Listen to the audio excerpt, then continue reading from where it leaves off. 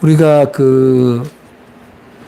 기독교가 두 번의 수학에 대한 추수에 대한 감사를 드리는데 이제 맥추절과 추수감사절에 두 번의 예배를 드립니다. 엄밀하게 얘기를 하면은 사실은 뭐 맥추절, 추수감사절만 감사하는 게 아니라 우리가 1년 360일 매일 감사의 예배를 드리는 것이 기독교 신앙의 가장 핵심이라고 할 수 있습니다. 이게 우리가 기독교라는 종교를 흔히 이제 사랑의 종교다 이렇게 얘기를 하는데, 사랑이라는 것은 어떨 때 출발이 되냐면은 감사가 있을 때 출발이 돼요. 감사를 모르는 사람이 사랑하기란 쉽지가 않습니다. 억지로는 할 수 있겠죠. 흉내로. 그래서 우리가 모든 우리 예배에 항상 감사라는 제목이 붙는 이유는 우리의 신앙이 감사로부터 출발하여 사랑으로 열매 맺는 신앙이기 때문에 그렇습니다. 그래서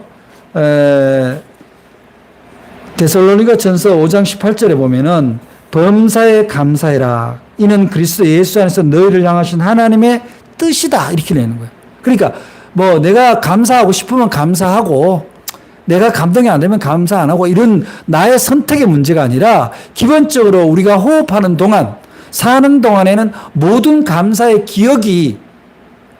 기억하고 그것을 고백하고 그것을 증명하는 일이 바로 하나님의 뜻이다. 그런 얘기예요. 따라서 우리가 한 해 중에 6개월을 보내고 7월 첫 주에 하나님 앞에 이렇게 감사 예배를 드릴 때, 자, 감사해요. 여러분들 부모님 생신 때 찾아뵈서 아유 부모님 감사해요, 축하해요. 내 생일 때 부모님 감사해요, 축하해요. 말로 열심히 할 수 있습니다. 그런데 사랑의 표현은 예물, 즉 예의를 통해서 더 빛나는 법이에요.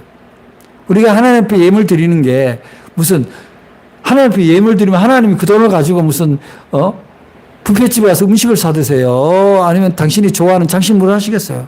결국은 그 감사 예물을 통해서 하나님이 기뻐하는 일에 쓰임받게 우리를 인도하게 되고 우리를 그러한 사람으로 쓰시는 데 있다.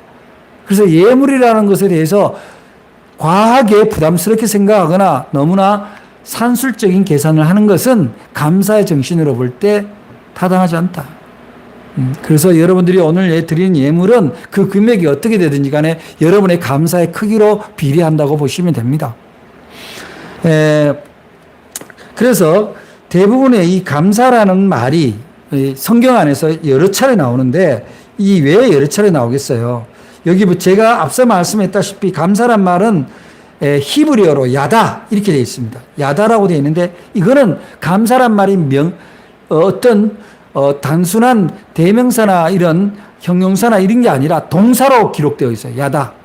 그러니까 감사는 움직이는 거다. 움직이는 거다. 그래서 감사는 드러내야 되는 겁니다. 근데 감사 예배할 때 감사가 있습니다. 감사 그 앞에 들어가는 말은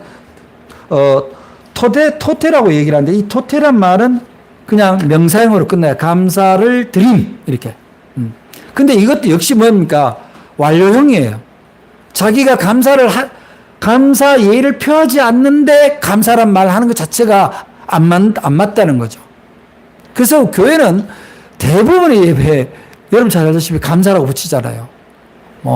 입당 감사 예배, 신년 감사 예배, 추수 감사 예배, 임직 감사 예배, 하다못해 어떤 사람 보니까 추판 감사 예배도 드리더라고요. 결혼 감사 예배, 혼인 감사 예배. 그러니까 이게 감사라는 말이 우리의 일상 속에서 모든 것이 하나님의 역사 안에서 이루어졌다. 그렇게 보는 거죠. 그런데 신약에 와서 이 감사라를 찾아보면은 명사형으로 보면은 카리스 이렇게 되어 있습니다. 근데 이거는 엄밀한 의미로 보면은 원래는 깊이 생각하다 이런 얘기예요. 카리스라면 근성으로 지나가듯이 감사합니다. 이거는 진실한 감사가 아니다. 특히 하나님 앞에 감사 예배 드릴 때에는 그 내가 살아온 우리에게 주어진 하나님의 은총과 그 시간들을 되새겨서 정말 내가 할 수 없었던 여러 가지 일들 중에 하나님이 해주신 일들을 생각하면은 그것이 하나님을 사랑하는 일이 아니겠어요? 그래서 이 감사에 그래서 오늘 이 출애굽 기도 이런 겁니다. 이스라엘 백성이 출애굽이란 게 뭐예요? 이집트로부터 노예살이 하던 자유가 없던 그저 먹고 사는데 급급했던 그런 인생에서 하나님과 자신들의 관계를 회복하고 하나님 안에서 자유로운 삶을 향해서 가나안을 향해서 가는 그 가정의 기록이 출애굽이잖아요. 그 출애굽에서 하나님이 모세를 통해서 바로 이 맥주절을 지키라고 얘기를 하는 거예요. 감사절을 지키라는 거예요. 왜냐하면은 하나님에 대한 감사한 마음이 없으면, 자유에 대한 감사가 없으면, 하나님을 깊이 생각하지 않으면 다시 돌아가서 종노릇하면서 거짓 먹고 사는데 종속된 노예가 된다 이 말이에요. 이 이야기는 오늘의 우리에게 그대로 적용됩니다. 여러분, 감사 예배라고 하니까 무슨 감사 예물을 준비해야 된다는 부담으로 자꾸 생각하는데 그게 아니라 내가 하나님 이에 나를 종속했던, 거기에는 물질감도 포함되어 있는 거예요. 물질감. 요번에 맥주 감사한금 얼마에? 이렇게 묻는 것 자체가 어떻게 보면은 우리들의 인간적인 생각이죠. 그냥 감동이 일어나면 감동이 일어날 만큼 하는 거예요. 근데 그 감동이 일어나는 순간이 어느 때예요? 감사의 기억이 많이 있어야 돼요. 근데 대부분 감사의 기억을 놓칩니다. 왜 놓치는지 아세요? 그냥 다 자기 의지로 살은 거예요. 그냥 사는 대로 살면은요, 감사의 기억이 없습니다. 기도하지 않으니까. 기도하는 사람들은요, 기도가 삶이 된 사람들은 모든 것이 나의 능력으로 되지 아니하고 여호와 하나님으로 말미암아 가능하다라고 하는 믿음 하에서 어떠한 것도 하나님 앞에 의뢰하고, 또한 하루가 지나고 어떤 상황이 닥쳤을 때 이것이 하나님의 뜻인가 하고 오히려 이거를 감사하는 사람들은요, 감사 기록을 적으라 하면 정말 한없이 나오는 거죠. 그러니 하나님 앞에 드릴 것이 적을 수가 없는 거예요. 제가 여러 차례 얘기했습니다만은 저는 교회를 10년, 20년이라도 하나님 만난 적이 없어요. 그거는 다른 얘기를 하면 첫 번째 기도한 적이 없고, 두 번째 감사의 기억이 없는 거예요. 인간이 어떻게 혼자서 살아갑니까? 혼자서 어떻게 모든 걸 이룰 수 있어요? 내가 할 수 없는 일이 이 세상에 내 앞에 주어져 있다는 것 자체가 감사입니다. 제가 우리 공파 아동센터 아이들에게 가끔씩 얘기할 때마다, 기도에 대해서 얘기할 때마다 하는 얘기입니다만은, 여러분 밥 먹을 때 꼭 기도해야 돼요.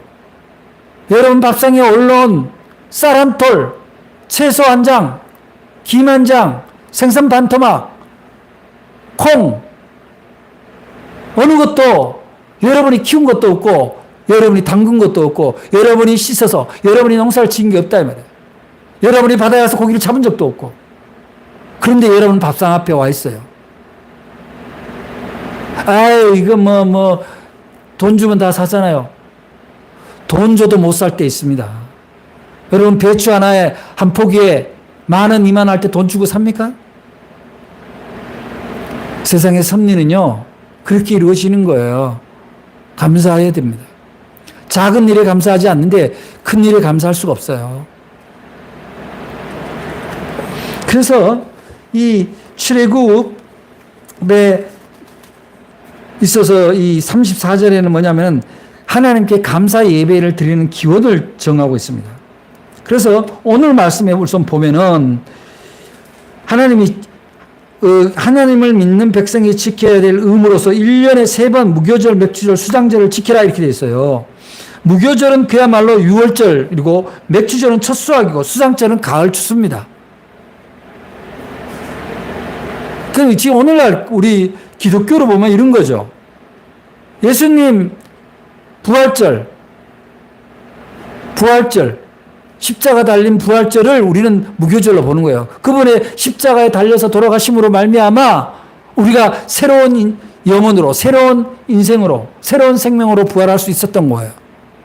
그래서 기독교에서 성탄절을 많이 합니다만 저는 제가 깨달은 신학적으로 볼 때 부활절이 훨씬 더 우리에게 중요한 신학적 절기다 이렇게 보는 거죠.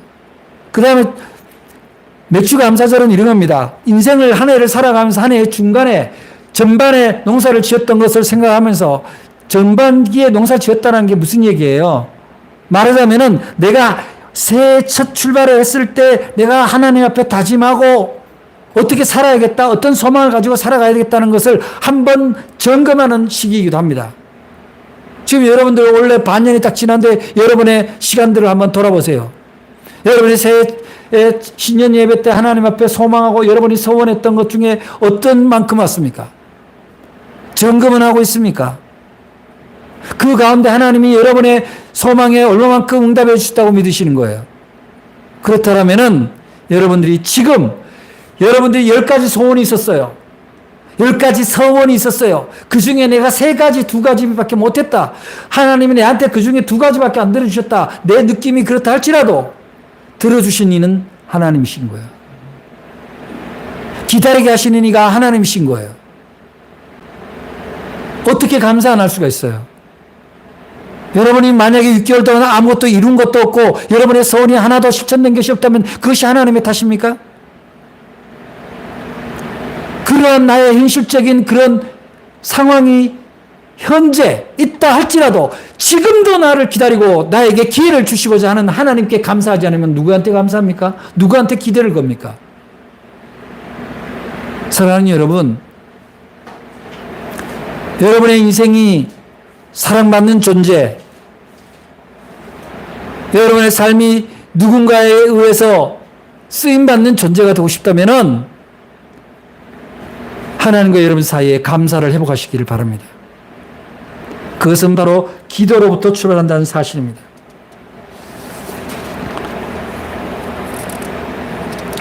그래서 이 맥주절은 우리가 잘 아는 대로 대부분 오순절이라고도 그래요. 오순절이라는 게 뭐예요? 77절. 말하자면 첫 수확이 있고 77절. 그럼 77절이라는 거는 77이 49, 49일이잖아요. 그리고 그 49일이 지난 첫날에 하나님 앞에 예배를 드리는 거예요. 그래서 그 예배를 드리는 걸 그걸 우리는 오순절이라고 하는데 이 오순절이라는 말은 언제 다시 나타납니까? 마가의 다락방에서 예수님이 성령이 임할 때까지 기다리라고 했을 때 그 예수님을 따랐던 사람들이 마가의 다락방에서 기도로서 기다립니다. 그때 막 50일이 됐을 때 성령이 임하고 방언이 터지는 거예요. 그것은 곧 무엇을 얘기하냐? 우리들이 어떤 수확이 있다 할지라도 그것이 그 시점에서 당장의 내 것인가를 돌아봐야 된다는 거예요. 돌아봐요. 여러분들이 수입이 생겼다고 해서 여러분의 것이라고 생각해서 마음대로 쓰는 것이 과연 타당한지 질문할 필요가 있다는 겁니다. 그래서 이 오순절이라는 것은 결국은 우리의 노고와 수고를 갖다 놓고 하나님 앞에 우리가 그것을 드린 다음에 하나님이 우리에게 어떻게 쓰게 하시는가를 기다리는 마음이라고도 할 수 있는 거죠. 그것이 뭡니까? 바로 그 기다리는 마음 안에 성령님이 임재하시는 거예요. 그래서 신명기 16장 10절에 보면은 네 하나님 여호와 앞에 77절을 지키되 네 하나님 여호와께서 네게 복을 주신 대로 네 힘을 다하여 자원하는 예물을 드리고 너와 네 자녀와 노비와 네 성중에 있는 레위인과 너희 중에 있는 나그네와 고아와 가부에게 함께 내 하나님 여호와께서 그 이름을 두시러 택하신 곳에 여호와 앞에서 즐거워해라 이렇게 했잖아요. 제가 이 본문 말씀으로 맥주 감사 예배를 여러 차례 드렸습니다만은 바로 그런 겁니다. 우리가 한 해 반년 동안에 내가 살아오면서 하나님이 내게 베풀어 주신 은혜의 고백을 예물로 드립니다. 예물로 드렸을 때 이 예물이 어디에 쓰이느냐? 바로 고아와 가부와 나그네와 레위인 제사장이죠. 그들과 함께 즐거워해라. 혼자 것이라고 생각하지 마라. 이것은 결국 우리들의 물질관, 우리들의 삶의 자세에 대한 근본적인 변환을 요구하는 말씀입니다. 하나님께 받은 은혜가 있다고 생각하면은 뭐 은혜를 받았다고 해서 6개월 동안 벌은 돈을 다 갖다 바치라는 거는 그건 억지죠. 그러나 너무 인색한 것도 억지인 거예요. 감사의 크기만큼 고백을 했을 때 하나님이 뺏어가지 않는다는 거예요. 여러분 24절에 이렇게 나옵니다. 여러분 24절 한번 보겠습니다. 24절에 보니까 내가 이방 나라들을 네 앞에서 쫓아내고 네 지경을 넓히리니 네가 매년 3번씩 여호와 앞에 네 하나님을 뵈려고 올 때 아무도 네 땅을 탐내지 못한다. 이게 무슨 얘기입니까? 하나님 앞에 예배 드리는 시간, 하나님 앞에 드려진 예물로 인해서 너희들의 지경이 빼앗기거나 줄어들지 않는다라는 하나님의 약속인 거예요. 여러분들이 기도하는 시간, 말씀을 읽는 시간을 제발 소원에다 바쁘다라고 둘러대지 마시기 바랍니다. 오늘 하나님 말씀은 그 얘기를 하는 거예요. 너희들이 나 앞에 오는 시간은 너희들이 나 앞에 오기 때문에 너희들이 그 자리에 비어있다 할지라도 거기는 내가 지켜준다. 너희들이 수확한 것에 감사한 것을 하나님 앞에 올렸다 해서 그것이 너희들이 빼앗기지 않도록 하겠다. 이것처럼 확실한 언약이 어디 있습니까? 여러분들은 예수님을 믿고 하나님을 믿고 성경을 믿는데 이 말씀도 믿습니까? 하나님을 믿으면 이 말씀도 당연히 믿어야 되는 거죠. 그러나 우리들은 얼마나 우리 안에 이기심이 있습니까? 우리의 시간이 아까워요. 봉사하는 게 너무너무 바쁜데 어떻게 봉사하려는 거야? 전도 못합니다. 바빠서 못해요. 민망해서 못합니다.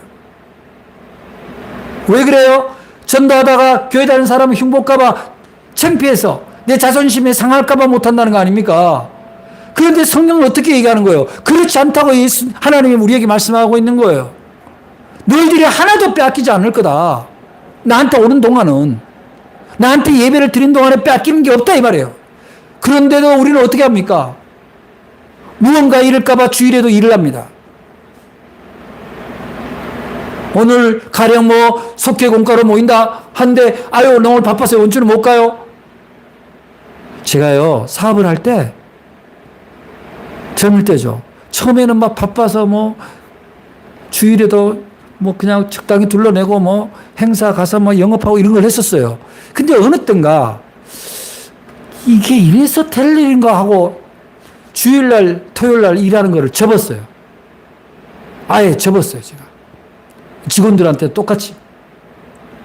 그리고 금요일날 속회를 드리는데 수요일날 예배는 당연히 오고 금요일 속회를 드리는데 금요일 저녁도 아예 모든 스케줄을 접었어요. 근데 초기에는요, 그러면 뭐, 아유, 막, 거래처에도 미안하고 막 여러 가지 부담이 되는데 딱 6개월 지나니까 거래처도 그거를 다 이제는 이해를 해요. 저 사람은 수요일, 금요일, 토요일, 주일은 약속이 안 된다. 일을 안 한다. 그래서 뭐 우리한테 안 한다는 사람도 한 10군데 중에 한 군데는 있었어요. 한두 군데는. 그래도 그러거나 말거나 했어요. 그런데 궁극적으로는 그렇게 억지로 했던 시간이나 결단을 하고 한 시간이나 그렇게 손해보지 않더라는 거예요. 용기가 필요해요. 그 용기는 어디서 나옵니까? 믿음에서 나오는 거예요. 그래서 결국은 내가 열방을 네 앞에서 쫓아내고라는 것은 원래는 이제 성경적인 이야기로 보면 예수님, 하나님이 이스라엘 백성들에게 가나안 땅에 들어가는 가정에 온갖 이방 족속들을 만나잖아요. 그 가나안 땅에도 이방 족속들이 살아요. 거기에 이방 7족이 사는데, 열방 7족이 사는데 그게 누구냐 하면은 바로 가나안 족속이 바로 헷 족속, 기르가스 족속, 아모리 족속, 가나안 족속, 브리스 족속, 히위 족속, 여부스 족속 이렇게 7족속이 모여서 사는 땅이 가나안 땅이에요. 그럼 사람들이 예루살렘으로 하나님 앞에 1년에 3번씩 모든 남자는 예배를 드리러 가야 되는데 그 가는 동안에 남자들이 20살 이상은 다 가야 돼. 가보게 되면 여기에 땅은 누가 지키냐가 두려워지지 않겠어요? 두려워지죠. 그런데 그 두려워할까봐 지금 여기는 아직 들어가기 전이에요. 아직 가나안 들어가기 전에 이 말씀을 하는 거거든요. 그리고 너희들 거기 들어가서 하나님이 지명한 가나안 땅을 차지하게 될 텐데 차지하게 되었을 때 너희들이 예루살렘으로 오는 동안에 예배드리러 오는 동안에 그 땅이 빼앗길까 봐 걱정하는데 걱정하지 말라는 거죠. 오늘에 적용하면 뭐예요? 너희들이 예배드리러 오는 시간 복음을 전하는 시간, 예물을 드리는 거, 이런 것이 너희들이 혹시 그렇게 하면서 너희들이 손해볼까봐 걱정하는데 걱정하지 말라는 거 아닙니까? 하나님이 다 지켜주신다는 거 아니에요. 그 정도 믿음 없이 어떻게 신앙생활 합니까? 물론 내가 오늘 그 자리에 없으면 사람이 죽어가. 1년에 한 번 시골에서 부모님 올라오셨어. 그럴 수 있어요. 그거는. 그러나 그게 아니고 툭하면 핑계대고 툭하면 교회 안 오고 툭하면 기도 안 하고 툭하면 말씀을 등한시하면 어떻게 하나님의 은혜를 경험할 수 있겠냐고. 못해요. 그거를 대적을, 즉 나를 유혹해서 나를 위협해서 네가 하나님 앞에 예배드리고 기도하면은 내가 네 것을 빼앗아 버릴 거야 하는 세상의 그 세상의 대적들을 하나님이 물리쳐 주신다는 거 아닙니까? 여러분, 이 반년 동안에 오늘 맥주절에 여러분들이 다시 한번 되새기시길 바랍니다. 혹여 내 것을 빼앗길까봐, 내가 손해볼까봐 하나님과 가까워지기를 두려워하거나 등한시한 적이 없는지, 그러면 오늘 다시 한번 마음을 다잡으시기 바랍니다. 뿐만 아니라 뒷절에 보니까 네 지경을 넓히겠다 이렇게 나오는 거예요. 뭐죠? 네 하는 사업을, 너의 인생을 크게 쓰겠다라는 거 아닙니까? 하나님이 지경을 넓히겠다라고 약속한 전제가 뭡니까? 너희들이 하나님 앞에 예배 드려오는 거를 소홀히 하지 말라는 거 아니에요. 그 당시에 오늘날 제도 교회처럼 예배가 이렇게 정례적으로 정해진 시기가 아니었던, 그리고 예루살렘까지 가는 길이 멀었을 때 그 시기로 볼 때 1년에 3번 틀림없이 와라 라고 하는 것은 연약한 인간들이 자기가 손해볼까봐, 자기 것이 빼앗길까봐, 자기네 땅이 줄어들까봐. 마찬가지입니다. 지금도 하나님 앞에 예배드려 모이는 시간에 내 것이 줄어들까봐 걱정하는 사람들이 있다며요. 내가 교회 다닌다 그러고 예수 믿는다고 했을 때 주변 사람들이 나를 혹시 이상하게 보지 않을까라고 해서 오히려 자기 지경이 좁아질까봐 오해하는 사람들도 있어요.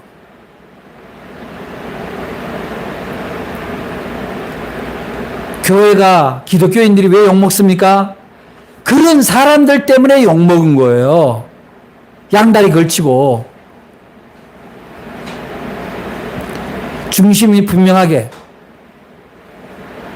중심이 분명하라고 해서 다른 사람한테 함부로 하라는 건 아니에요. 예를 갖추고 겸손하게 하되 중심은 바로잡아라. 그게 뭡니까? 하나님과의 관계에 있어서는 부끄러워하거나 후퇴하거나 포기하거나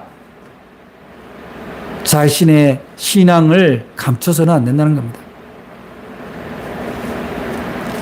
그리고 24절에 아주 결론처럼 말씀하시는 게 뭐예요?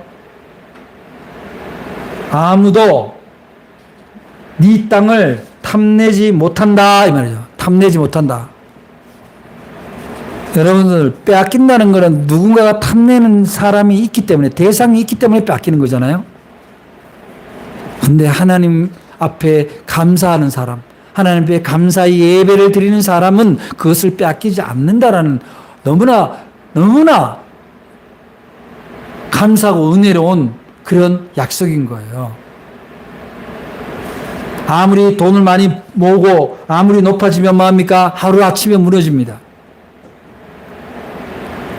여러분, 권력자들이 보면은 권력과 돈을 동시에 탐하는 사람들이 있습니다. 그 사람들이 결국은 역사적으로 보면 어떻게 되어 있습니까? 권력도 잃을 뿐만 아니라 가졌던 재물도 다 잃는 것이 사필 기정의 역사가 아닙니까? 마찬가지예요. 여러분이 하나님 앞에서 하나님이 허락한 만큼의 수확과 하나님이 허락한 만큼의 세상의 이름을 가지고 있다면 하나님이 그것을 절대로 빼앗지 않으신다는 거예요. 지켜주신다는 거예요.